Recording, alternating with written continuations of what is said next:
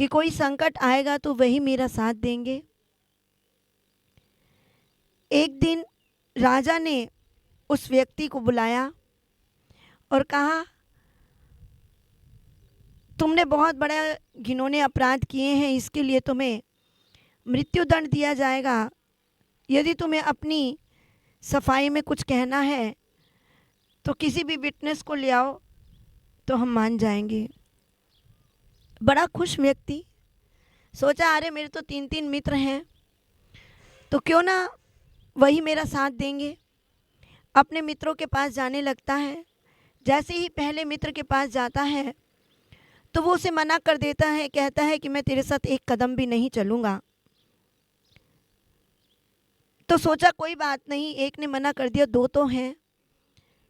दूसरे के पास भागता भागता जाता है, थक जाता है, पसीने से लथपथ। तो दूसरा मित्र कहता है, अरे ये क्या हुआ, तुम सच बताओ, तुम इतने थके हारे क्यों, इतने परेशान क्यों हो।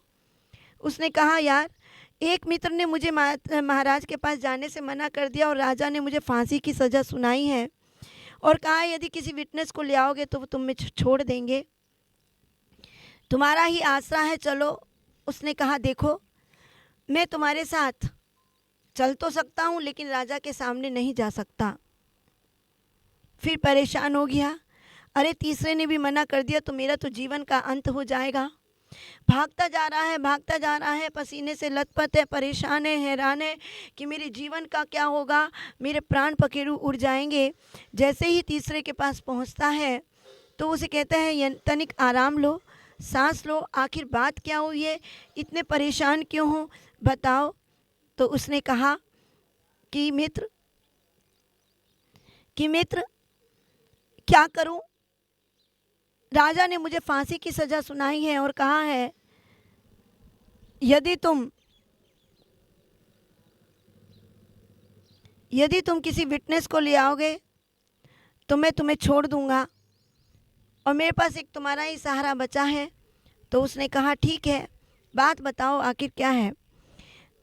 मित्र, मैं बड़े गहरे संकट में हूँ, मैंने कोई पाप नहीं किया, उसके बाद भी राजा ने मुझे मृत्यु के दंड दे दिया और कहा है कि विटनेस को ले आओ। तो उसने कहा, ठीक है, मैं चलता हूँ, मैं राजा से कहूँगा कि तुमने कोई भी अपराध नहीं किया।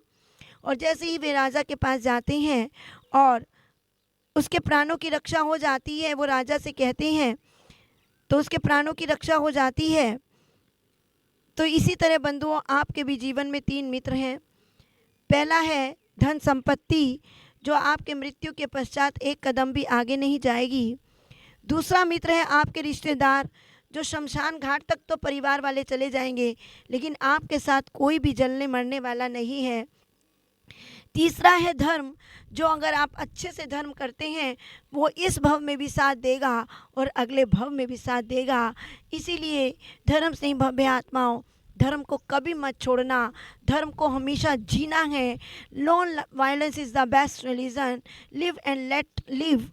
अपने आप जियो, दूसरे को जीने दो, हमेशा सही काम करो, दूसरों के भी हित की बात करो और अपने भी हित की बात करो। कभी भी मायाचारी मत करो, क्रोध मान माया लोभ, इन सब से कोई फ़ायदा नहीं है। हिंसा झूठ चोरी पाप, इन सब 5 पापों से भी कोई फ़ायदा नहीं है। अगर फ़ायदा है तो धर्म से, फ़ायदा है तो आत्मकल्याण से, फ़ायदा है तो पूजा पाठ करने से, फ़ायदा है तो जाप करने से, फ़ायदा है तो स्वाध्याय करके उसे अपने ऊपर चिंतन करने से, अपना आत्मचिंतन से। फ़ायदा है तो हम कहाँ जा रहे हैं, हमारा मन कहाँ जा रहा है, हम कितना पाप कर रहे हैं, हम कितना पुण्य कमा रहे हैं, हमने कितना दूसरों के जीवन को दलित किया है, हमने कितना दूसरों के मन को दिखाया है और कितना हमने आत्मसात किया है, कितने घंटे हमने धर्म कमाया और कितने समय हमने संसार में गंवाए। इसका हिसाब किताब करने से है। तो धर्म से भव्य आत्माओं, जीवन में सदैव धर्म करते रहें, आत्म कल्याण करते रहें।